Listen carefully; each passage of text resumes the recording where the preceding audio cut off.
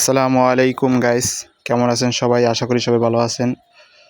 প্রতিদিনের ন্যায় আজকেও নতুন ভিডিও নিয়ে চলে আসলাম। তো গাইস, আজকে দেখাবো আজকে কি দিয়ে খাবার খেয়েছি এবং আজকের খাবার আইটেমে কি কি ছিল। তো সবাই সঙ্গে থাকুন, ভিডিওটা শেষ পর্যন্ত দেখুন।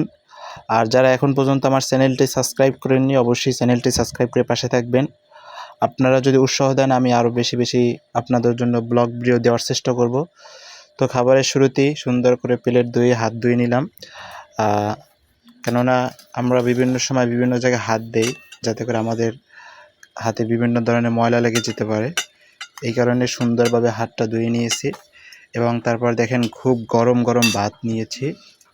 ভাত খুবই গরম ছিল, বৃষ্টির ভিতরে গরম গরম ভাত খেতে খুবই সুস্বাদু। তো গাইস, ভাত নিয়ে নিলাম। আজকের খাবারে ছিল মাছ।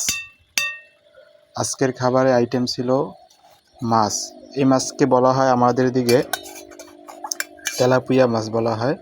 মাছের সাথে ছিল সুস্বাদু ঢেঁড়স ভাজি। ঢেঁড়স দিয়া ভেন্ডি দিয়া মাছ রান্না করা হয়েছে। তো গাইস, আপনাদের এলাকায় এই মাছকে কী মাছ বলা হয় অবশ্যই জানাবেন।